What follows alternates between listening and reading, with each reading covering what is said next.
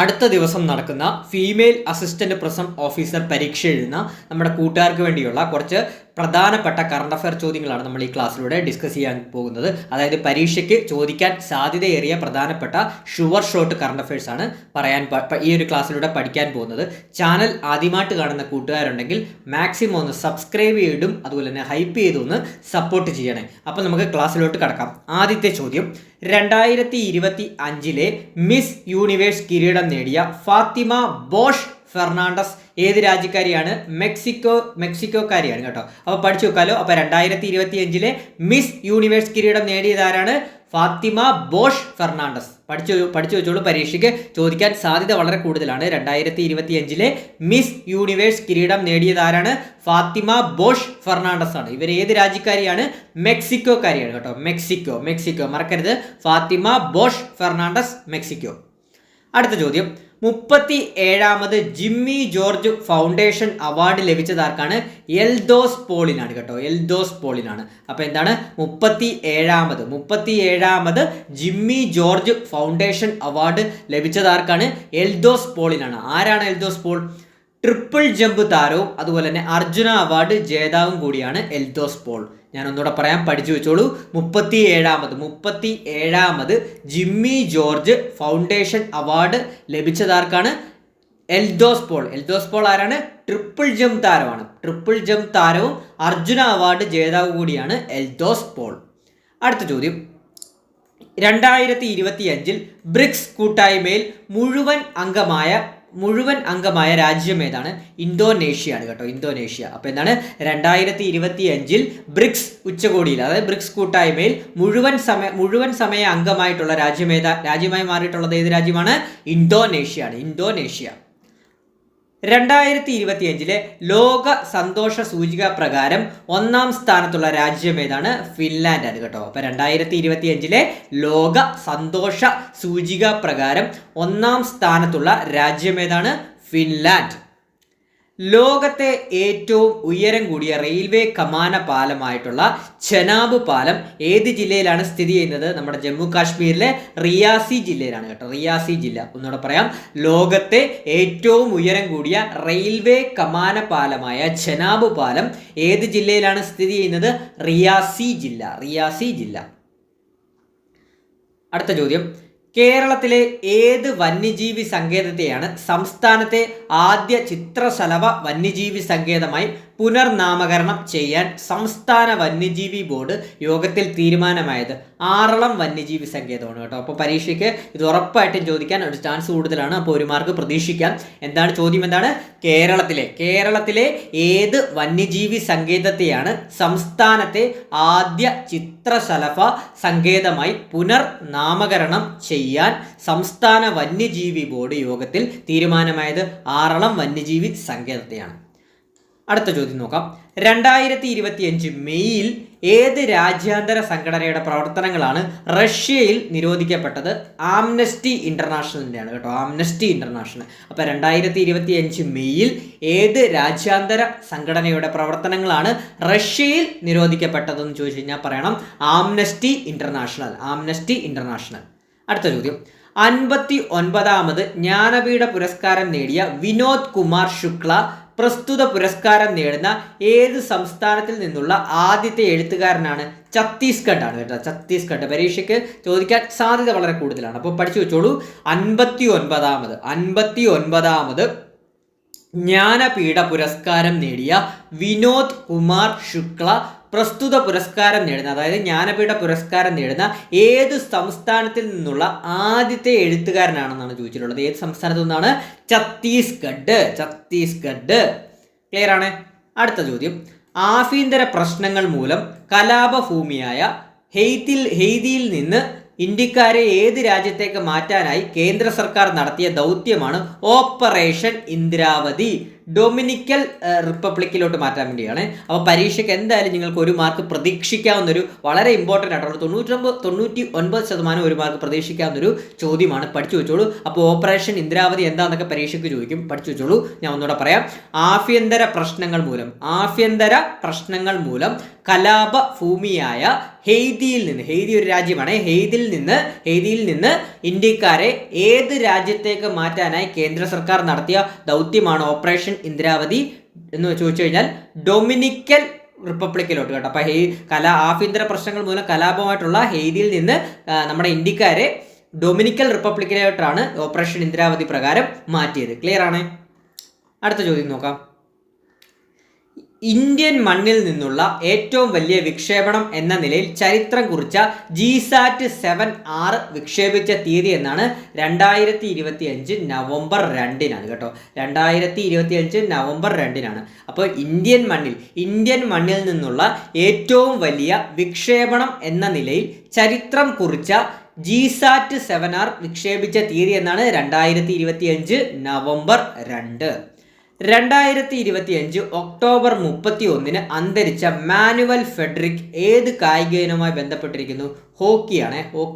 Hockey കായിക താരമായിരുന്നു manual Federico. അപ്പോൾ ഒന്നുകൂടെ പറയാം. 2025 ഒക്ടോബർ 31 അന്തരിച്ച മാനുവൽ ഫെഡറിക് ഏത് കായിക ഇനവുമായി ബന്ധപ്പെട്ടിരിക്കുന്നു? ഹോക്കി. 2030 കോമൺവെൽത്ത് ഗെയിംസിന് വേദിയാകുന്ന ഇന്ത്യൻ നഗരം ഏതാണ്? അഹമ്മദാബാദ് ആണ് കേട്ടോ. അഹമ്മദാബാദ് വളരെ ഇമ്പോർട്ടൻ്റ് ആണ്. പരീക്ഷയ്ക്ക് 1 മാർക്ക് പ്രതീക്ഷിക്കാം. വളരെ ഇമ്പോർട്ടൻ്റ് ആണ്. അപ്പോൾ പഠിച്ചു വെച്ചോളൂ. 2030 കോമൺവെൽത്ത് ഗെയിംസിന് വേദിയാകുന്ന ഇന്ത്യൻ നഗരം ഏതാണ്? അഹമ്മദാബാദ്.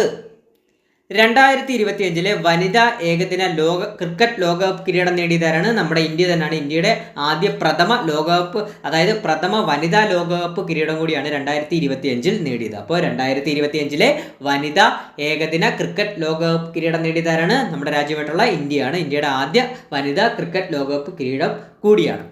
2025 എഴുത്തച്ഛൻ പുരസ്കാര ജേതാവാരാണ്? KG ശങ്കരപിള്ള.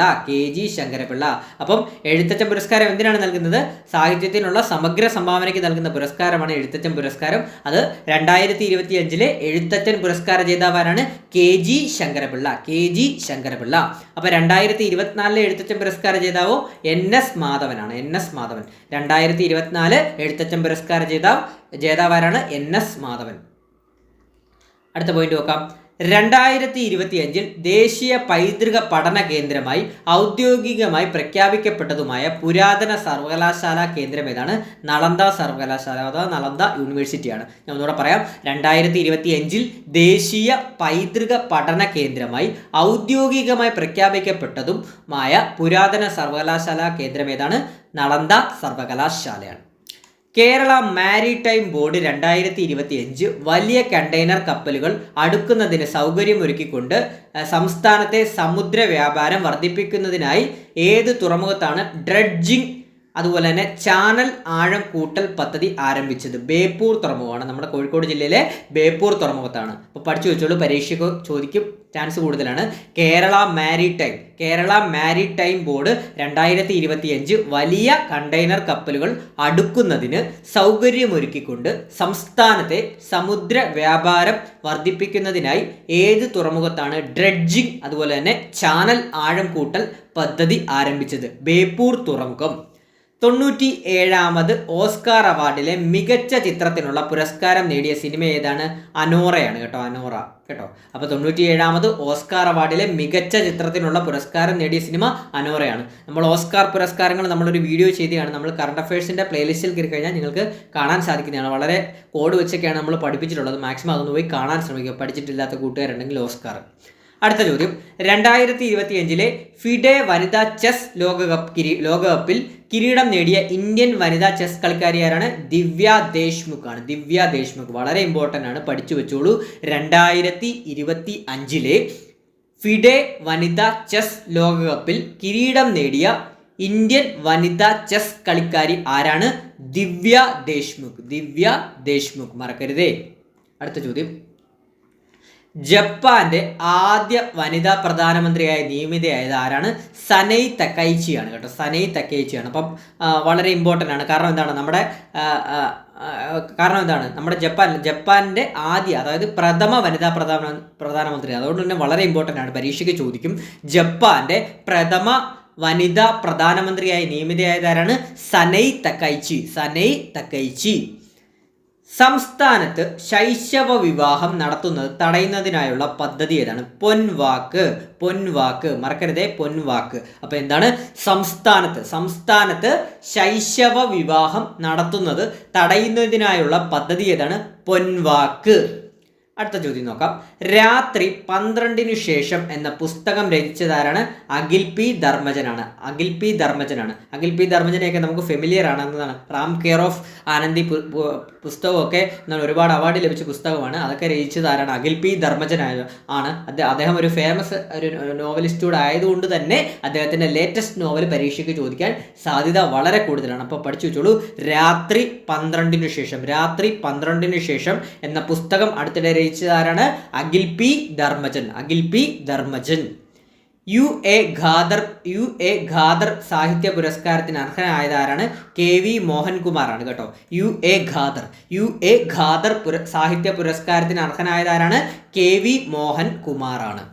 രാജ്യത്തെ ആദ്യ ഡിസൈനർ മൃഗശാലയായ പുത്തൂർ സുവോളജിക്കൽ പാർക്ക് ഏത് ജില്ലയിൽ സ്ഥിതി ചെയ്യുന്നു ചോദിച്ചു കഴിഞ്ഞാൽ പറയണം തൃശ്ശൂർ ജില്ലയിലാണ് സ്ഥിതി ചെയ്യുന്നത്. അപ്പോൾ ഏത് ജില്ലയിലാണ് സ്ഥിതി ചെയ്യുന്നത്? തൃശ്ശൂർ. രാജ്യത്തെ, അതോടെ നോട്ട് ചെയ്തോണേ, രാജ്യത്തെ ആദ്യ, അതായത് നമ്മുടെ ഇന്ത്യയിലെ ആദ്യ ഡിസൈനർ മൃഗശാല ഏതാണ്? Puthur zoological park, Thrissur. കേരളത്തിലെ ആദ്യ AI ഇന്നവേഷൻ സെന്റർ നിലവിൽ വരുന്നത് എവിടെയാണ്? നമ്മുടെ കോഴിക്കോടാണ് കേട്ടോ. അപ്പോൾ പഠിച്ചു വെച്ചോളൂ.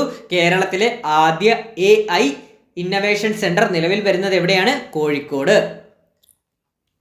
ലോകത്തിലെ ഏറ്റവും വലിയ മ്യൂസിയമായി പ്രഖ്യാപിച്ചത് ഏതാണ്? ഗ്രാൻഡ് ഈജിപ്ഷ്യൻ മ്യൂസിയം ആണ് കേട്ടോ. Grand Egyptian museum. അപ്പം ലോകത്തിലെ ഏറ്റവും വലിയ മ്യൂസിയമായി പ്രഖ്യാപിച്ചത് ഏത് മ്യൂസിയമാണ്? Grand Egyptian museum.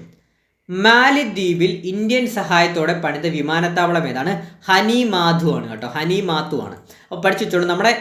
നമ്മുടെ ഇന്ത്യ സഹായിച്ചതോടുകൂടിയാണ് ആ വിമാനത്താവളം പണിതത്. അതുകൊണ്ട് തന്നെ വളരെ ഇമ്പോർട്ടൻ്റ് ആണ്. മാലിദ്വീപിൽ ഇന്ത്യൻ സഹായത്തോടെ പണിത വിമാനത്താവളം ഏതാണ്? ഹനിമാധു. കുടുംബശ്രീ മാതൃകയിൽ ഭിന്നശേഷിക്കാർക്കായി സർക്കാർ രൂപീകരിക്കുന്ന സ്വയം സഹായക സംഘം ഏതാണ്? സുശക്തിയാണ് കേട്ടോ. സുശക്തി. അപ്പോൾ ഒന്നുകൂടെ പറയാം, പഠിച്ചു വെച്ചോളൂ, വളരെ ഇമ്പോർട്ടൻ്റ് ആണ്. കുടുംബശ്രീ മാതൃകയിൽ ഭിന്നശേഷിക്കാർക്കായി സർക്കാർ രൂപീകരിക്കുന്ന സ്വയം സഹായക സംഘം ഏതാണ്? സുശക്തി. 2025 KR ഗൗരിയമ്മ പുരസ്കാര ജേതാവാരാണ്? അരുണ റോയ് ആണ് കേട്ടോ. അരുണ റോയ് ആണ്. അപ്പോൾ 2025 KR ഗൗരിയമ്മ പുരസ്കാര ജേതാവാരാണ്? അരുണ റോയ് ആണ്. കേരളത്തെ അതിദാരിദ്ര്യ വിമുക്ത സംസ്ഥാനമായി പ്രഖ്യാപിക്കപ്പെട്ടതെന്നാണ് 2025 നവംബർ 1 അപ്പോൾ നമുക്കറിയാം കേരളത്തെ അടുത്തിടെ, അതായത് നമ്മുടെ മുഖ്യമന്ത്രിയായിട്ടുള്ള പിണറായി വിജയൻ നമ്മുടെ അടുത്തിടെ എന്താണ് കേരളത്തെ അതിദാരിദ്ര്യ വിമുക്ത സംസ്ഥാനമായി പ്രഖ്യാപിക്കപ്പെട്ടതെന്നാണ് 2025 നവംബർ 1 കേരള ബാങ്കിന്റെ പുതിയ പ്രസിഡന്റ് ആരാണ്? പി മോഹനൻ. കേരള ബാങ്കിന്റെ പുതിയ പ്രസിഡന്റ് ആരാണ്? പി മോഹനൻ. അടുത്ത ചോദ്യം. 2026 G20 ഉച്ചകോടിക്ക് വേദിയാകുന്ന നഗരം ഏതാണ്? മിയാമി, അമേരിക്ക അഥവാ യുണൈറ്റഡ് സ്റ്റേറ്റ്സ് ആണ് കേട്ടോ. വളരെ ഇമ്പോർട്ടൻ്റ് ആണ്. 2026 G20 ഉച്ചകോടിക്ക് വേദിയാകുന്ന നഗരം ഏതാണ്? Miami, America. ലോകകപ്പ് ഫുട്ബോളിന് യോഗ്യത നേടുന്ന ഏറ്റവും ജനസംഖ്യ കുറഞ്ഞ രാജ്യം ഏതാണ്? കുറാസോ കേട്ടോ. വളരെ ഇമ്പോർട്ടൻ്റ് ആണ്. അതായത് നമ്മുടെ ഈ 2026 നമ്മുടെ ഫിഫ ലോകകപ്പ് ഫുട്ബോൾ നടക്കാൻ പോലെ ആ ഫിഫ ലോകകപ്പ് ഫുട്ബോളിന് യോഗ്യത നേടുന്ന ഏറ്റവും ജനസംഖ്യ കുറഞ്ഞ രാജ്യമാണ് ചോദിച്ചാൽ പറയണം കുറാസോ. ഹൃദയം മാറ്റിവെക്കൽ ശസ്ത്രക്രിയ നടത്തുന്ന രാജ്യത്തെ ആദ്യ ജനറൽ ആശുപത്രി ഏതാണ്? എറണാകുളം ജനറൽ ആശുപത്രി അഥവാ എറണാകുളം ജനറൽ ഹോസ്പിറ്റൽ. വളരെ ഇമ്പോർട്ടൻ്റ് ആണ്. ഈ അടുത്തിടെ നമുക്കറിയാം എന്താണ് ഹൃദയം മാറ്റിവെക്കൽ ശസ്ത്രക്രിയ നടന്നത് ആദ്യമായിട്ട് എവിടെയാണ്? എറണാകുളം ജനറൽ ആശുപത്രിയാണ്. അതിനാണ് പറയുന്നത് ഹൃദയം മാറ്റിവെക്കൽ ശസ്ത്രക്രിയ നടത്തുന്ന രാജ്യത്തെ ആദ്യ ജനറൽ ആശുപത്രി ഏതാണ്? എറണാകുളം ജനറൽ ആശുപത്രി. ലോകത്തെ ആദ്യ സ്വയംഭരണ കപ്പൽ നിർമ്മാണശാല നിലവിൽ വരുന്നത് എവിടെയാണ്? നമ്മുടെ ആന്ധ്രാപ്രദേശിലാണ് കേട്ടോ, ആന്ധ്രാപ്രദേശാണ്. അപ്പോൾ പഠിച്ചു വെച്ചോളൂ, വളരെ ഇമ്പോർട്ടൻ്റ് ആണ്. ലോകത്തെ ആദ്യ സ്വയംഭരണ കപ്പൽ നിർമ്മാണശാല നിലവിൽ വരുന്നത് എവിടെയാണ്? ആന്ധ്രാപ്രദേശാണ്.